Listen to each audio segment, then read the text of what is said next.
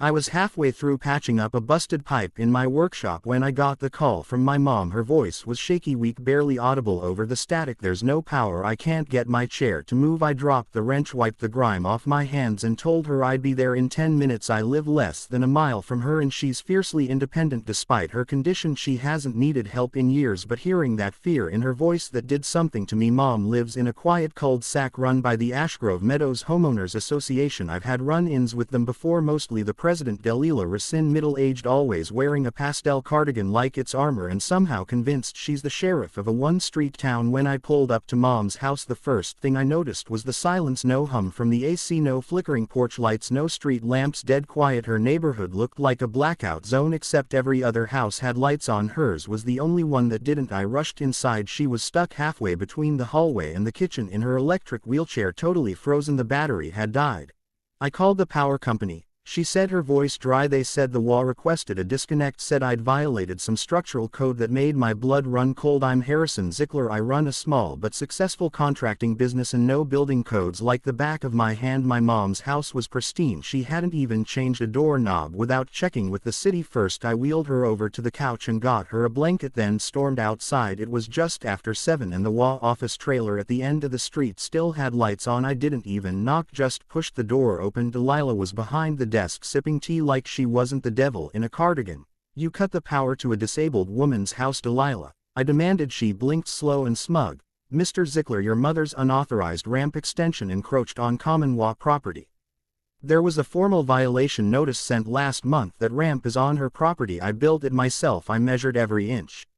Well, your measurements must be off, she said, clasping her hands. We gave her 30 days to comply. She didn't, so we exercised our authority under the Ashgrove Charter. You abused it. She gave me this tight little smile. We followed procedure. I stomped out before I said something I'd regret, but I wasn't done, not by a long shot. Back at Mom's, I set up a generator so she could rest. Then I started digging. I pulled every WA filing from the county office. I knew what to look for: loopholed easements, right-of-way quirks, zoning oddities, and sure enough I found it. The entire street, Ashgrove Lane, was privately maintained, but here's the kicker: the WA had never officially registered the road as common property with the county. It was technically up for private acquisition. They'd been maintaining it, sure, but not legally owning it. So I made some calls. My buddy Marcus, a title lawyer I'd helped remodel a kitchen for last year, owed me a favor. I cashed it in. By the next afternoon I had a purchase agreement filed with the county. I bought the street, the actual asphalt, the sidewalks, the land beneath, the signage, the whole thing. Delilah didn't even know yet. I wasn't going to just gloat. That wasn't enough. I wanted justice, so I installed signs at both entrances of Ashgrove Lane, private street, no trespassing without owner permission. Then I served the WA with notices effective immediately. They were in violation of trespassing and unauthorized use of private property. They had 72 hours to vacate their office trailer, remove all signage, and cease all enforcement activities. I hand-delivered the notice to Delilah myself. She looked like she'd swallowed a lemon. This is ridiculous, she snapped. You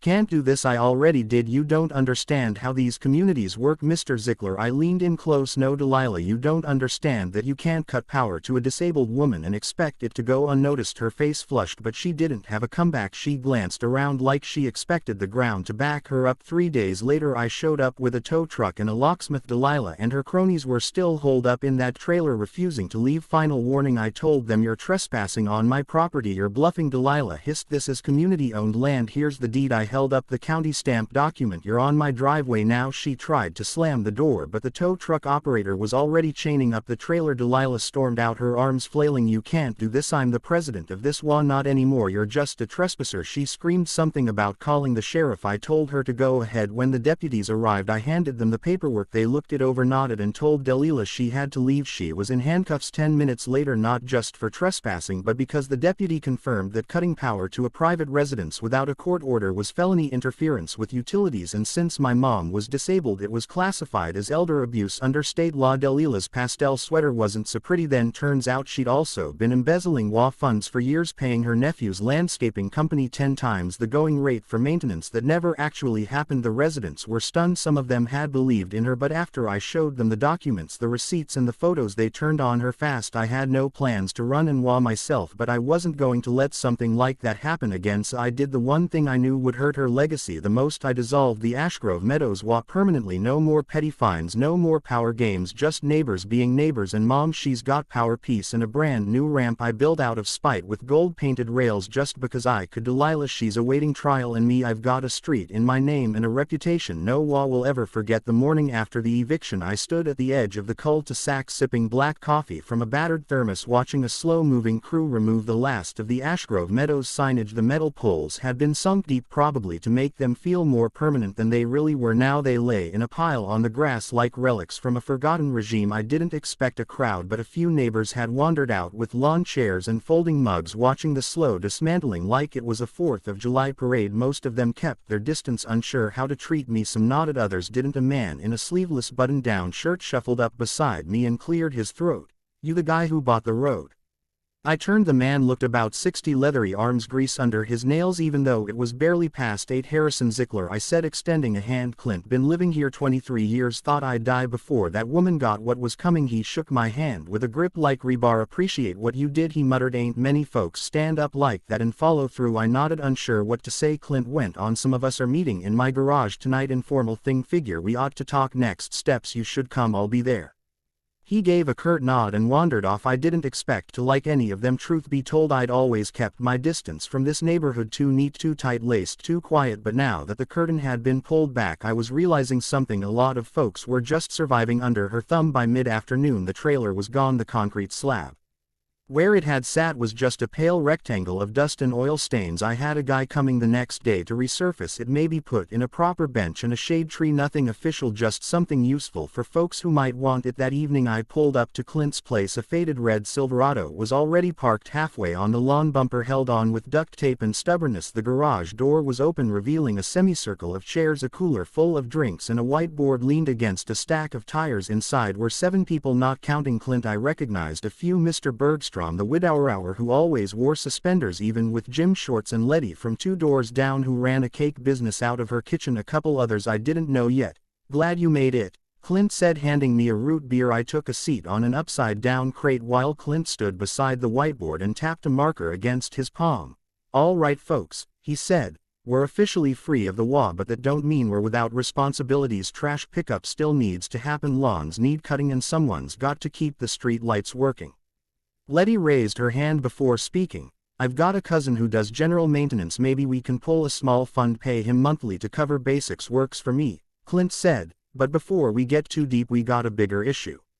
He looked at me. "You mind explaining what the sheriff's office found in that trailer?" I leaned forward, setting my drink down. "When they went through the records, they found a separate set of books, not just the ones used for collecting dues. These showed payments, large ones going to companies that don't exist, addresses that lead to empty lots or abandoned buildings, shell companies." Letty said, "Exactly, and they were traced back to a personal bank account under someone named Elena Racine." "Sound familiar?" Clint let out a low whistle. "Delilah's sister," he said, "moved to Arizona years ago. Nobody's seen her since. The DA's office is looking into wire fraud, identity theft, and conspiracy. Apparently Delilah's been funneling money out of the WA fund for close to 6 years. The total over 200,000. Murmurs rippled through the garage. Clint rubbed his jaw. "Can we get that money back?" "Maybe some of it," I said. "Depends on what the feds can recover. They've frozen the remaining accounts, but a lot's gone used to build fake invoices, payoffs, and who knows what else." Bergstrom adjusted his suspenders. "Voice girly, she threatened to fine me $500 for painting my shutters blue. Said it lowered property values. Meanwhile, she's robbing us blind." Letty crossed her arms. "She tried to get me shut down for baking out of my own kitchen, called the health department on me twice, never found a thing. She called child services on the Morales family." Clint added, "Claimed neglect because their kid played outside barefoot. That one made my stomach twist. She did whatever she wanted," I said, "and no one could stop her because she hid behind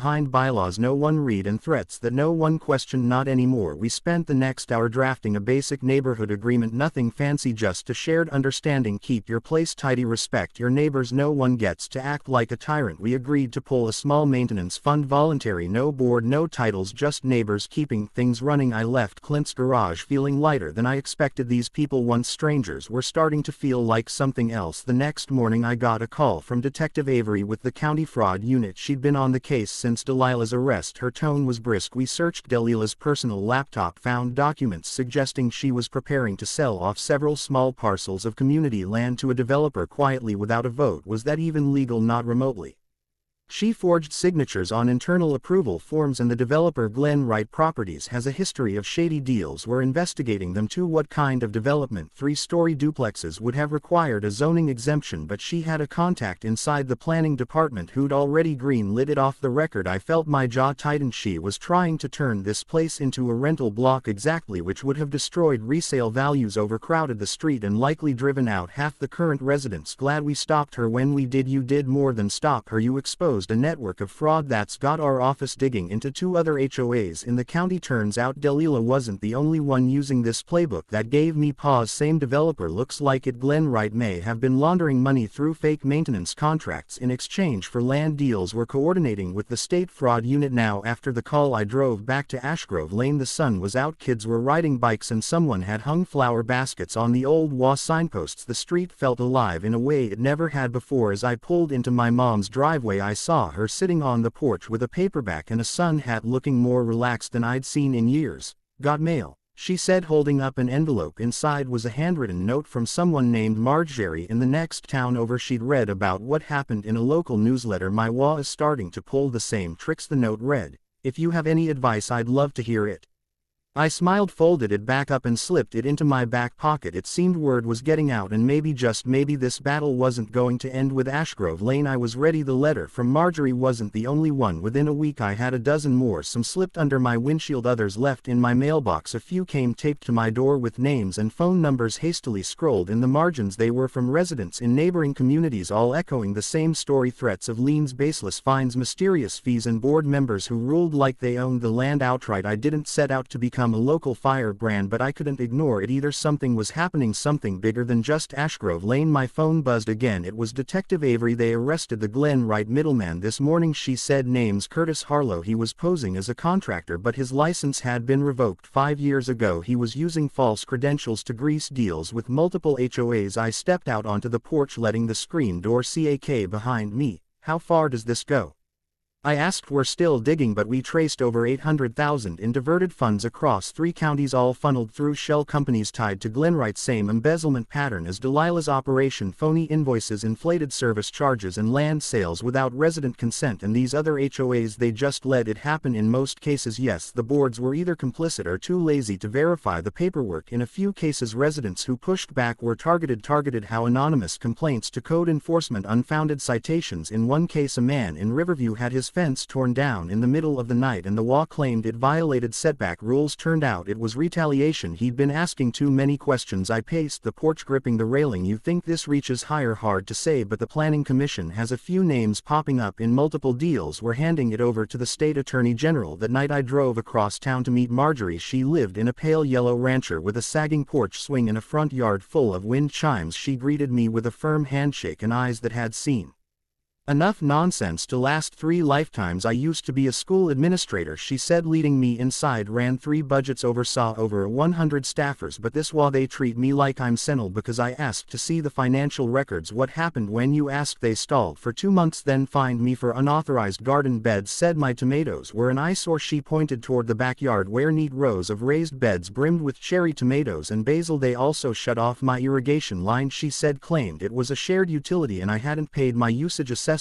There's no such clause in our bylaws." I asked if she still had the notice. She didn't answer. She just handed me a manila folder thicker than a phone book. Inside were copies of every letter, every citation, every board response. "Dozens of residents have stories like mine," she said, "but they're afraid to speak up. Some of them have kids, mortgages. The board threatens liens like it's candy." We sat at her kitchen table for over an hour going through documents. A pattern emerged: same inflated charges, same vague bylaws, same signatures from 2 board members who had both been appointed, not elected. I drove home with a gut full of fire and a trunk full of evidence. The next morning I paid a visit to the county clerk's office. I requested records on the HOA's incorporation, board elections, and financial filings. What I found made my stomach turn. Marjorie's WA Woodbend Commons hadn't held a legitimate board election in over 8 years. The current president, Leonard Blaker, had amended the bylaws, quietly removing the clause that required biannual elections. He'd signed the amendment himself with no accompanying resident vote or board majority. I brought the documents to Detective Avery. "This could be a criminal conspiracy conspiracy, she said, flipping through the pages. Forgery, misuse of public records, possibly racketeering. I think it's time someone made that public. She paused, then nodded. Just be careful, these people don't like losing control. I wasn't afraid, I was angry. There's a difference. The following weekend I organized a community meeting, not just for Ashgrove but for any neighborhood struggling under corrupt wall leadership. We held it in the parking lot of a closed-down hardware store I'd helped renovate years ago. Over 100 people showed up, families, retirees, small business owners. Some brought lawn chairs, others stood. The whole time I recognized faces from a dozen different streets. I stood on the bed of my pickup, microphone in hand, and told them everything: the fake contractors, the shell companies, the illegal land deals. I showed copies of the documents, I read off the forged signatures. I explained how these HOAs were weaponizing fear and technicalities to drain their members dry, and then I told them what we were going to do about it. We're forming a coalition. I said not to replace your HOA but to hold them accountable. We'll help each other audit records, file complaints, and take legal action. You don't need a law degree to demand transparency, you just need to stand together. The crowd erupted in applause. Some cheered, others just nodded, eyes wet with relief. For the first time in years, many of them realized they weren't alone. Afterward, I met with a group of volunteers, people with backgrounds in accounting, law, construction, and city planning. We organized shifts. One woman, a retired IRS auditor named Naomi, offered to comb through WA budgets for signs of fraud. Another man, a municipal lawyer named Trey, began drafting templates for public records requests and legal challenges. Within a month, we had filed formal complaints against 3 separate HOAs. The county commissioner's office opened an inquiry. One board president resigned before the paperwork even landed on his desk, but not everyone went quietly. Late one night I got a call from Clint. Someone had slashed the tires on his truck and spray-painted rat across his garage door. I drove over, helped him clean it up, and installed a weatherproof security camera on his roof. The same night, 2 days later, Naomi's mailbox was torn out of the ground and smashed with a cinder block. The police called it vandalism. I called it desperation. They were losing their grip and they knew it. Then came the break we didn't expect. A construction foreman named Ricardo approached us after a meeting. He'd been hired by Glenn Wright 6 months ago to prep a parcel in River Oaks, a neighborhood still under WA control. They told us to keep quiet about where we were working. He said the residents didn't need to know yet, said the board had already signed off. He handed us a file folder, copies of permits, site plans, and a payment ledger. One name stood out: Leonard Blaker. It turned out Leonard had signed a contract to sell an undeveloped parcel of community land designated as a public park to Glenn Wright in exchange for a personal payment disguised as a consulting fee, over $80,000 wired directly to a private account. We sent the file to the state fraud unit. Leonard was arrested within 48 hours. The story exploded. Local news ran it for a week straight. HOAs across the Tri-County area went into damage control. Residents demanded audits. Boards scrambled to explain. Some tried to resign quietly. Others were forced out in special elections. Ashgrove Lane became a kind of symbol, not just for resistance but for what happens when people stop letting bullies hide behind bylaws. I didn't set out to be a crusader. I just wanted my mom to have her power back. But once you shine a light on one roach, the rest start to scatter. We weren't done, not by a long shot, but now we had a map, a team, and a list, and every name on that list was about to learn what happened when neighbors stood together. The turning point came on a Wednesday afternoon just before the rain broke. I was reviewing documents in my workshop, ones Naomi had flagged as highly irregular, when my phone rang. It was a number from the Department of Justice. A measured voice introduced himself as Special Agent Kellerman. "We've been monitoring the Glenn Wright investigation," he said. "Your name's come up more than once. I believe we need to meet." I agreed without hesitation. The next morning I drove to their field office, a modest brick building tucked behind a courthouse, with a binder under one arm and a cup of lukewarm gas station coffee in the other. Kellerman met me in a private conference room. He was tall, with sharp eyes and a tone that suggested he didn't waste time, not even on pleasantries. He slid a set of aerial photographs across the table. They showed cleared lots, half-poured concrete pads, and a pattern I recognized immediately: classic pre-development prep. "These are from the Briar Hollow subdivision," he said. "You familiar only by name? That's 2 towns over. Correct. It's the 3rd community where Glenn Wright was planning illegal builds. But here's the kicker." He flipped another page. The land was federal protected wetlands. Someone doctored the records. I leaned back, trying to process it. "You're saying Glenn Wright tried to build on federally protected land using WA signatures?" "Exactly, and the signature on the request to reclassify it as recreational common use belongs to a board president who died 4 years ago." I exhaled slowly. "So this goes way beyond shady contractors and forged invoices. It's organized fraud, interstate, possibly involving public officials, and it started with a trail you lit up like a bonfire." He opened a manila folder and handed me a photograph. It was blurry, grainy, probably from security footage, but the figure in it was unmistakably Delilah, speaking with a man in a blue suit in front of a Government building. She met with someone inside the state zoning department last winter, Kellerman said. We believe she helped secure forged zoning exemptions for Glen Wright's expansion. This wasn't just about money, it was about access. I looked at him. What do you need from me? Testimony. He said documentation, and if you're willing we'd like you to attend a closed-door hearing with the Attorney General's task force next week. You're not just a witness anymore, you're the one who cracked it open. I said. Yes, of course I did, but I didn't go home afterward.